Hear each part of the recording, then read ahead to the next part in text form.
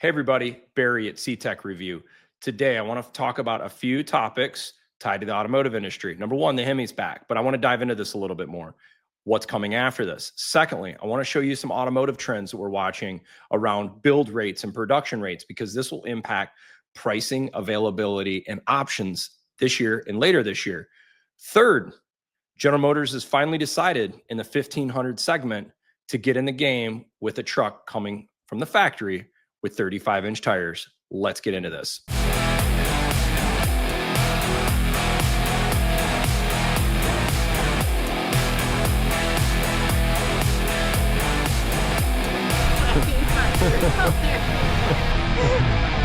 Okay, no surprise. A lot of great channels, just like Tim at Pickup Truck Plus Talk and SUV Talk, talked about the Hemi is back.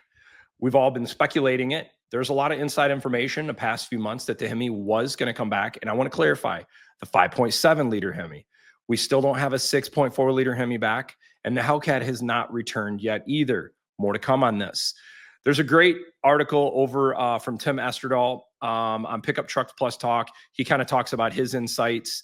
Just had a great meeting with Tim actually today where we kind of talked about our feelings on it. We both agreed that it's a wonderful thing that Tim Kuniskis and the team at Ram Stellantis have decided to bring back the Hemi. I think it's the right move for a lot of reasons. Give customers their options. Amazing. Number two, let the data speak for itself. Do people want the Hemi? Do they not want the Hemi? Do they like the Hurricane? Hey, let the people have the choice. I love that. Third, I kind of like this new icon. I think this the naming, the Ram with the the 4 cylinders, kind of neat, kind of old school, kind of fun. They're making it neat. The exhaust tone, there's a bunch of videos out here that it looks good. By the way, how awesome does the Rebel look? I am such a fan of the new Rebel. It's got the RHO-esque kind of front end. It's got the tougher bumper. I just think it's a sick truck, and I really think this truck with a Hemi would be a pretty sweet setup. With that being said, I'm curious, leave your comments down below. Is the 5.7 Hemi the engine you wanted to see come back? It is, as expected, and this is what we've all been expecting. It's not a new engine. This is the 5.7 with the e-torque that's been out for the past few years. They just had to modernize the engine with the new electrical architecture that is in the new Ram 1500 for 2025. There's a whole new electrical architecture around the PCM, TCM. The whole system is new. And so they had to basically homogenize that engine into this new package because it was never planned to make it to production. It'll be fun now seeing that you could get a 26 Ram 1500 with the Hemi or an RH or a Hurricane, where people can start saying, do I want the performance of the Hurricane? Do I want the sound of the V8? Do I want the simplicity of the V8? But I also am not really sure this is a simple V8. The fact that it has a hybrid system to it, there's a little bit of complexity there, but it is, once again, an awesome feature that it came back. What I would like to see, and I think there's more coming that you guys are going to be excited about this in the future, is a 6.4 Hemi or 392, make it into a Ram 1500, maybe a sportier version. That'd be sick. Now, here's the next thing I want to talk about, not in the scope of Ram, automotive trends, because this will impact Ram as well as others. If we go over to Trading Economics, this is a site I use to kind of like keep my eye on a vehicle build rate. You could ask, why is vehicle build rate a big deal?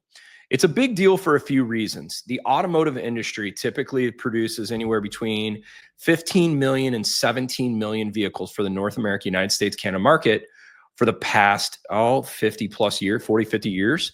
It always kind of hovers in this. Yeah, there's been peaks where it goes up to 18 million barely, or it drops down to 9, 10, 13 million, during COVID or during the Great Recession. But generally, the market tries to like to stay around that 15.5 to 17 million. As long as you see production vehicle build rates in this realm, you're not going to see big discounts on vehicles because they're producing at max capacity.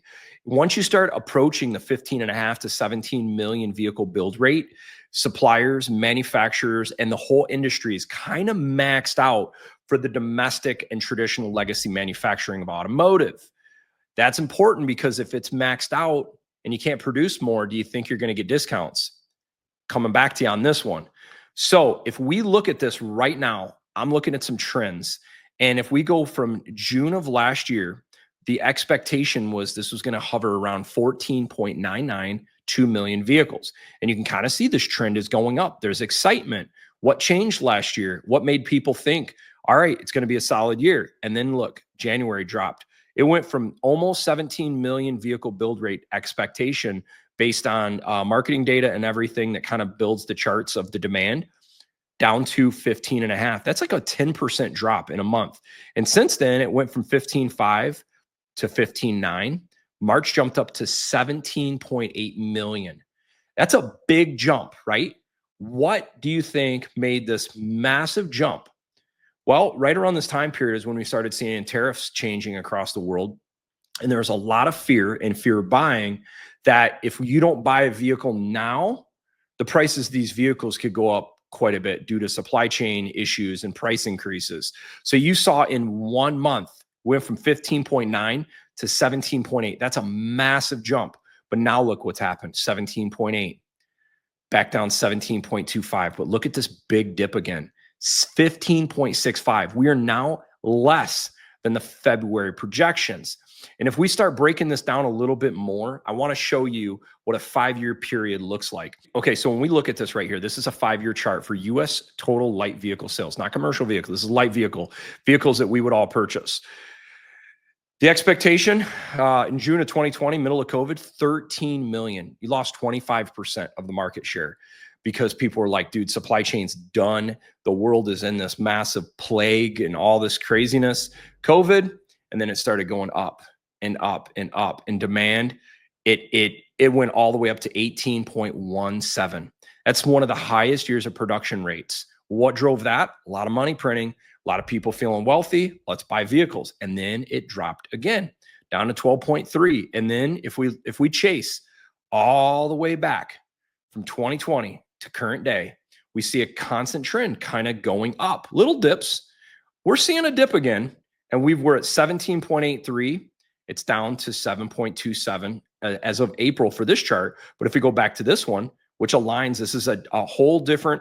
So we've got ycharts.com versus Trading Economics.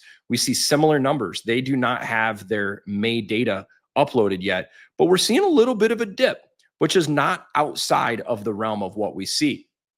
I share this with you guys, as I've mentioned on channels in the past. I'm not going to talk about politics because there's enough of this inundated with you guys, and I could care less. My whole goal is for you to get the best deal, put the most value, and get the best bang for the buck for whatever vehicle you choose to get. This stuff here is very applicable when you're doing your homework on understanding what kind of deal can I expect to get. When you start hovering around these 17 million, 18 million, 16 million plus vehicle production rates, the manufacturer, the car manufacturers, all of them have very little reason to incentivize and offer discounts on the vehicle because there's buyers out there and they're going to buy the vehicle. So you've got X amount of capacity, maximize the dollar per transaction. If we go over to Cox Automotive, they're talking, this is another channel of looking at marketing data, but they basically talked about the new year sales were close to 1.47 million units, generally flat to April, at 2.5% higher from April a year ago. We kind of go through this whole thing, and there's a lot of good data. I'll share all this, but this is the part I really wanted to share here. So if you have a flip in the market and the market goes from, hey, we're buying a lot of full-size trucks to maybe mid-size cars, you can tell that there's a issue where people have an affordability crisis, which has been a problem for 10, 15 years. Vehicle prices are getting out of sight. It's ridiculous. This tells us a lot right here. If we look at our May versus May of last year, and then we look at our year over year, this tells us the story of what buyers are buying. And this kind of tells us where the wealth is at in this country, as well as market share. So here's what I mean. Let's look at mid-size car. May last year of 2025 is at 70,000. Last year is at 76,000. Year over year, that's an 8.8% reduction. But month over month, we're up 4%. Kind of interesting, right? We're down on a year, but we're up on the month because the last month, there's all this craziness going on with the tariff pricing packs around supply chain. But now let's go to compact car. Compact car is flat, almost dead even flat. Now we go to compact car, compact SUV and crossover. This is an important number right here. And we're up 4% year over year. A little bit lower cost, a little more affordable. We are up. But here's the part that's wild to me. Trucks, full-size truck, year over year is up 6.9%. That's huge. So if you're expecting a big deal coming, a good discount, the fact that year over year, our truck sales are up 7%. And if you follow Ford, their first quarter results, they're up 13% year over year.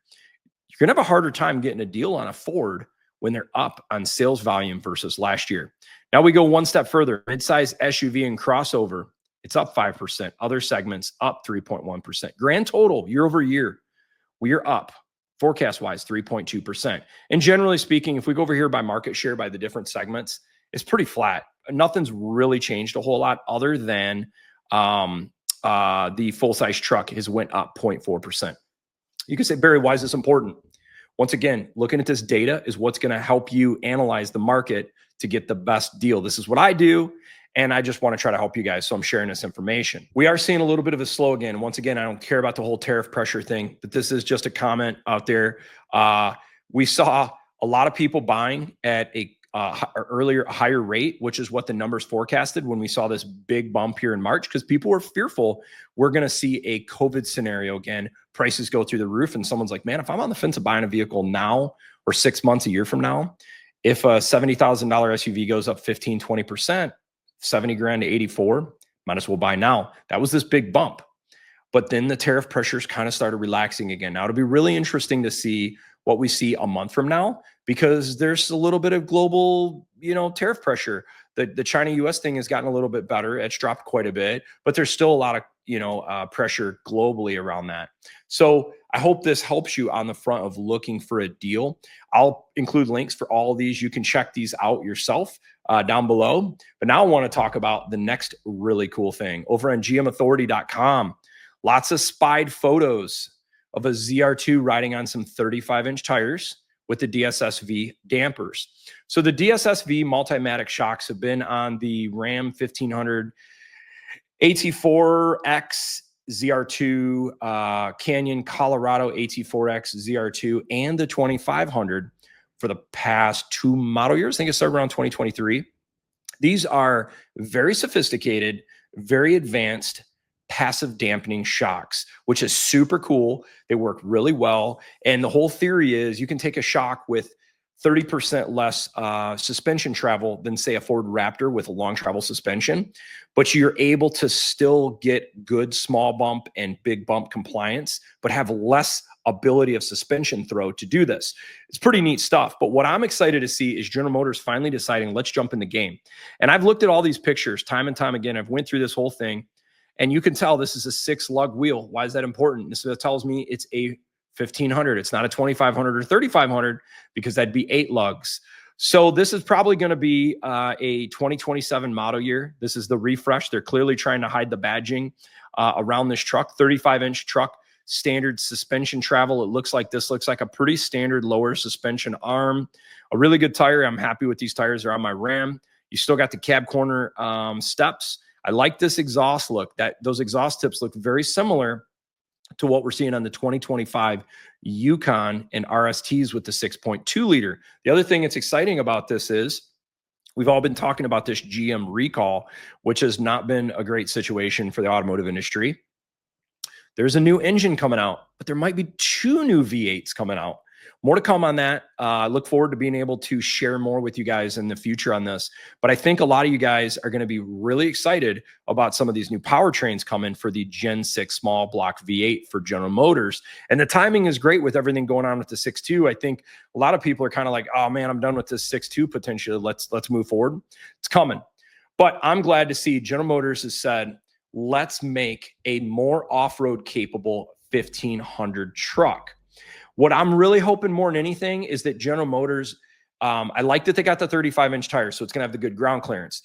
I wish it had big body fender flares, big body long travel suspension, but that's not for everybody. And there are trade-offs to that. It's harder to maneuver, getting in tight spots.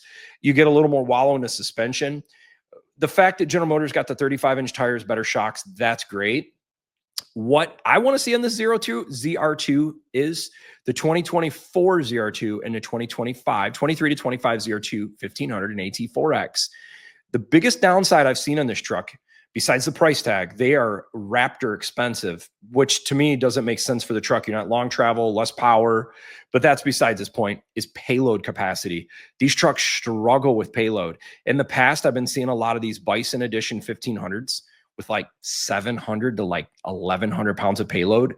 That is very light. So if you use your truck for towing, you're gonna have a hard time towing anything more than like a Ford Maverick, because you're not gonna have payload capacity to legally tow with some of those trucks. So I hope General Motors bumps their GVW on these trucks to give people that 1,500 to 1,700 pound payload, so that you can use one of these 1,500 Silverado or Sierras to tow a nice, comfortable load. But looking at these photos, you know, not a whole lot else changed. But it looks like it is going to be a little bit beefier of a truck. And as I said, I'm excited to see this. I do want to show you this one photo. You can tell they're really trying to cover up this front bumper area. This just screams, looking at this, this is probably some sort of more cool, advanced cut up front bumper with good ground clearance. You can see this nice skid plate. Anyhow, I hope you guys found this video helpful. We got a fun one coming here in a few days with our friend Tim at Pickup Truck Plus Talk and SUV, where we're talking about the Ram RHO and our insights so far, what we've seen on our Ram 1500 RHOs, our thoughts on the Hurricane and the new Hemi announcement coming. And is this what we're all expecting? More to come on this, guys. Stay tuned. Thanks for watching.